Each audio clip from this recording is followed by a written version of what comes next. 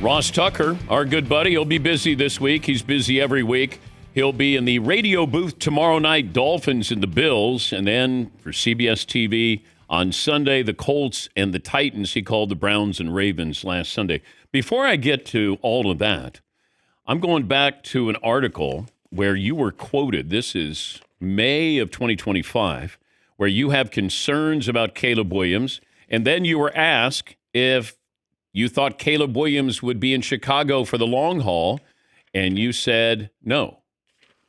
You still stand firm on your Caleb Williams take. Yeah, I guess I would say I still have some significant concerns as it relates to Caleb Williams. And part of that are the things I had seen. Part of that are the things I had heard.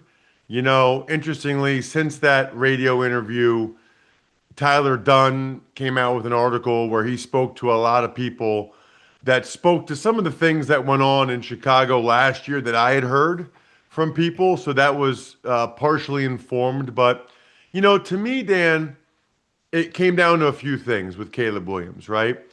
Number one, he got sacked a lot at USC, got sacked a lot last year. Guys don't usually fix that. You know, I mean, they can get better at it, but if you're on a scale of 1 to 10, if you know, 10 being you're the best at not taking sacks, if you're a 1 or a 2 or maybe a 3, you can get to 5 or 6, but those guys don't get to 8, 9, 10, right? They're not that kind of, they don't have that kind of DNA. So that was a big part of it.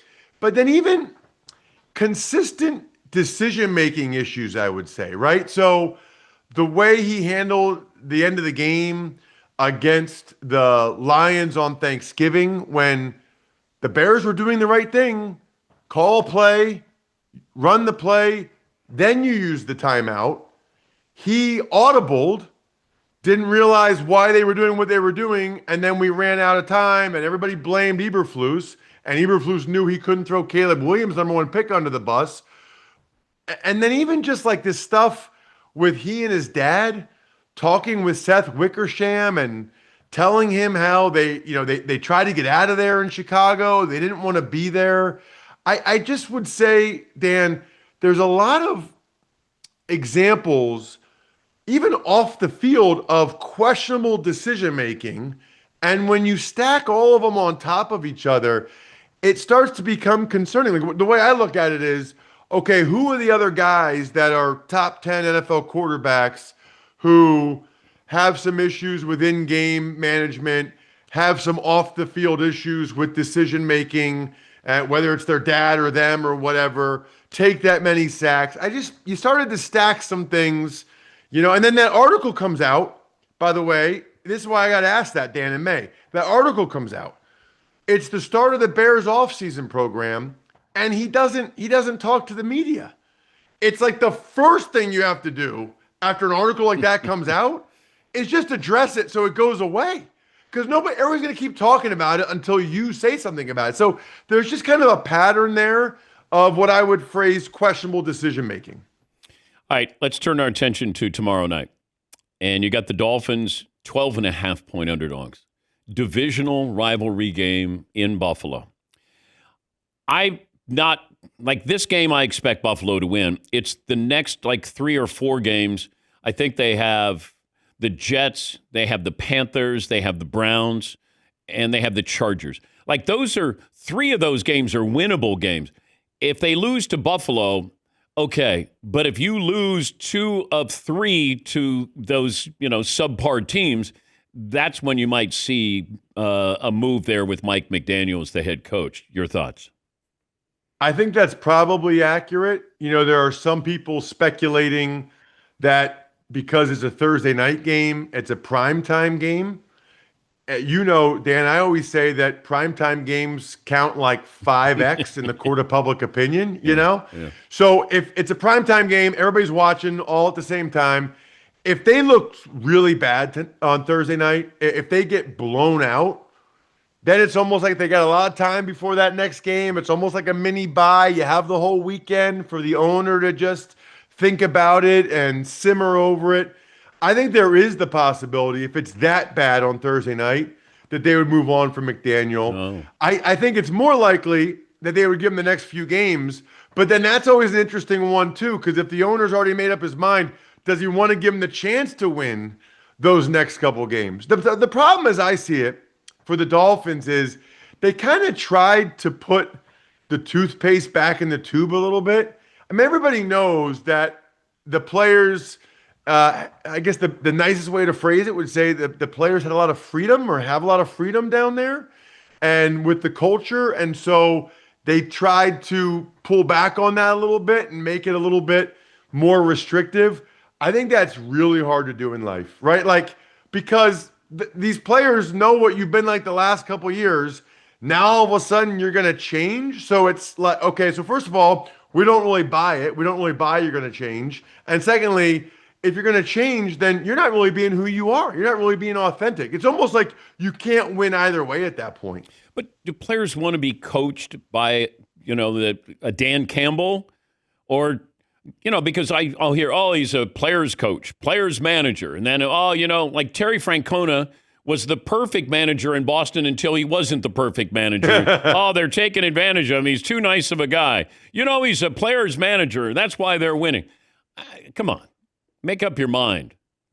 Do players want to be coached like Belichick or coached by Mike McDaniel? That is such an awesome question that people don't ask enough. And part of it is why when they're doing the pre-draft process, they try to find the guys that want to be coached hard, can take criticism, and also are self-motivated, disciplined. Because you know what the truth is, Dan? I played for 5 teams. You know that. Football players are just like most people out there. A lot of football players, they'd rather have a shorter practice. They'd rather not have pads on. They'd rather not have the discipline or like everybody. I think most people in society have a tendency to drift towards wanting the easier path, the easy way out. What you need to try to do is have as many guys on your team as possible that won't accept that. But I think that's the natural default for a lot of guys. And I think the Dolphins have certainly fallen into that. Ross Tucker, CBS Sports, Westwood One. He'll be on the call tomorrow night, Westwood One Radio, Dolphins, Bills, and then Colts and the Titans coming up this weekend. You also had the Browns and the Ravens. You yelled at Joe Flacco on the broadcast with the Browns-Ravens. I wouldn't say I yelled at him. I just said, by the way, I love Joe Flacco. Philly guy, has a house at the Jersey Shore right near me. And what I love about Joe is I think everything I said, he would say the exact same thing. I mean, he told us before the game that his harshest critics are his kids, and his 12-year-old said, the Browns are picking you to start, which I thought was amazing. But listen, if you have a guy like Flacco starting, you cannot make that decision in that throw. It was a 13-3 game. That's the way the Browns have to win. They have to be ugly, lower scoring games. And it was a surprisingly poor decision. It was a really bad throw. It totally changed the game at that point, and the game got away from them. And what I love about Flacco is if you guys got him on the show or if he ends up being a color commentator, he'd say, that's a terrible job by me. You can't do that. His brothers would tell him that. He knows. I mean, it was just, he was getting frustrated. They weren't moving the ball that well. They weren't scoring. He got greedy, and he made a really poor choice. It happens. If I said quarterback change with the Browns or the Giants, which one would happen first? That's a good question. I will say the Giants. Because I think the Giants, they took Jackson Dart in the first round. And I think that they have more hope that they can have success with Jackson Dart. I think the Browns probably want to win a game first before they go to Dylan Gabriel. Now, he looked good on that drive, but I think deep down, in places people don't like to admit it, if the Browns switch to Dylan Gabriel or Shedeur Sanders, I think that there'd be some concern, like, what if we don't win a game? What if we don't win a game? I think but the do Browns they want to at win? least get one one win on the ledger, whereas the Giants, I think, probably feel like, Dart's maybe just as good as Russell Wilson or gives them just as good of a chance to win a game right now anyway. Do you think the Browns want to win? I do think the Browns want to win. Management, not players, management. Good question. Yes, I think, it's interesting. Jimmy Haslam at one point said 3-14 is not good enough. And so what's fascinating about that is, I don't think he has delusions of grandeur. I mean, you talk to people in Cleveland and they know if everything goes well, they win 7 games, right? But I think they don't want to make their fans suffer through another season that's that bad, which makes the whole dynamic of when they bench Flacco and put in Dylan Gabriel or Shador very, very interesting. Because I think the GM Andrew Barry and the head coach Kevin Stefanski are on solid footing. I think the guy above them, Paul DePodesta, whatever his title is, I think that they take a long enough time horizon view, and they know the assets they have next year. They know they have a great rookie class that's playing very well, but all it takes is the owner to change his mind. I just don't think Stefanski and Barry would be operating in the manner that they are, playing this many rookies, trading down with the Travis Hunter trade, if they thought they really had to win this year. The Tush push has reemerged. I'm not sure why it came back up other than, I kept it alive, I should say. When, I'm having the head of, officiating from Fox, Dean Blandino on, and he says, look, I've given up. I can't officiate this. And I thought, ding, ding, ding, ding, ding. Now you can say that to the owners. It's hard for us to officiate this. Maybe you get those 2 other votes, and then maybe you get rid of this play this next season. My point when I watched it, Ross, is the guards jump off sides. Like they're moving before everybody else. You can call that. The one thing you can't call is the spotting of the ball. I think that's really difficult in that play. But is the tush push going away at the end of this year?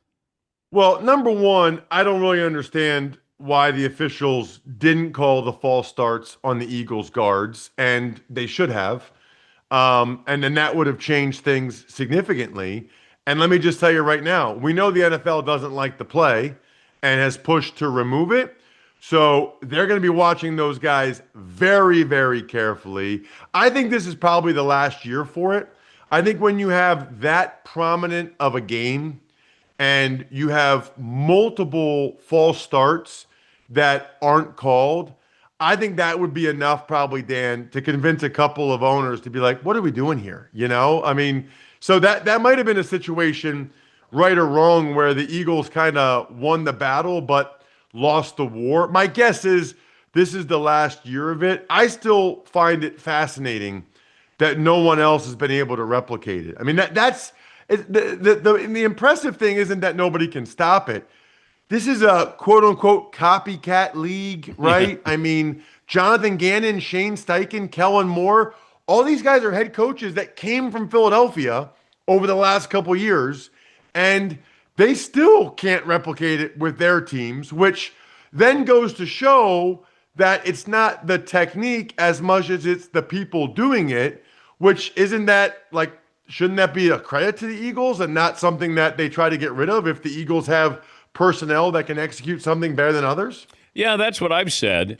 I may not like it aesthetically, but it's football where you know what I'm going to do and you can't stop it. But if you allow the guards to be offsides, then I have a problem with that. I'd still just take the guy from behind Jalen Hurts out, and they'll still be successful. It's a great offensive line, and you have a quarterback who's unlike any other quarterback with his ability, with his leg strength. They'll still be great. I'm really glad you said that, because what people don't understand is that even if they say you can't push, okay, the Eagles will still run the play looking extremely similar.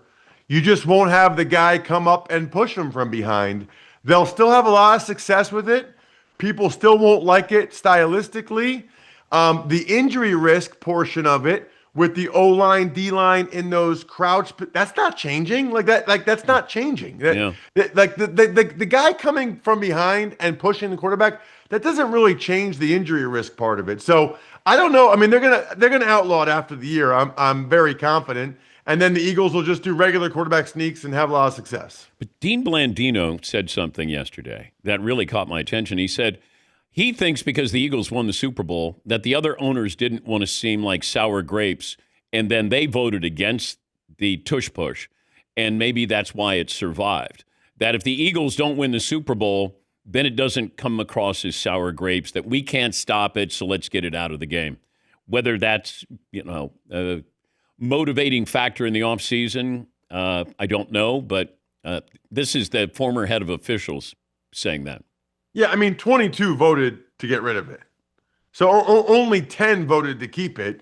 And it only takes a couple to change. And I'm sure this offseason, I mean, all they're going to have to do is show those couple guys the false starts. It's too hard to officiate it. They can't see it. Yeah. We can't see where the ball is. We can't see where they're lined up. I think they're probably pretty confident that they can get a couple guys to change their mind. Josh Allen broke his nose, and he was. Have you ever had that during a game? Never in a football game, because it's really hard to break your nose with the face mask, right? Like that's the reason why you have the face mask. Now, like backyard football, basketball one time, and like knee football one time, I broke my nose. I can still kind of feel it. So he's gonna go visor, which is smart. I had to see it again to see how it actually happened, because there should not be a way in which that happened. I mean, that's the whole design of the face mask in the first place. Have you been out there where somebody's got blood all over themselves during a game? I don't remember blood like all over themselves. I mean, I've seen dislocated elbows where it went the wrong way. I did have two different defensive linemen spit in my face during the 2004 season. That was nice. But no, I have not. I can't remember seeing like gushing blood. Do you say to the official, that guy just spit on me? No, in neither instance did I do it. The one guy, Dan, it must have been right after a TV timeout, because it wasn't like spit. It was like he had a mouthful of water and he was saving it for me and spit on me and blew it all over me. Now that guy, I think, might have been bipolar, so I wasn't messing with that guy. I had legitimate concerns about that guy. Now the guy that did it for the Bengals, that really bothered me, and I had been with Marvin Lewis in Washington, so I was screaming at the Bengals sideline to put him back in the game so I could try to break his leg. Those are the good. So the difference is those guys didn't do it right in front of the refs. Okay, so there was no penalty, so there was no cameras. And what was I going to do after the game? I wasn't going to say anything about it after the game. Oh, yeah, by the way, this guy for the Browns or this guy for the Bengals spit in my face. But that's probably a record that people don't know how many times you get spit in the face in one season. Ross Tucker, 2004. Congratulations. Hey, we all have to be good and known for something. How about a round of applause for Ross getting spit Yeah, on? right. All right. Okay. Nice. Safe travels. Thank you, buddy.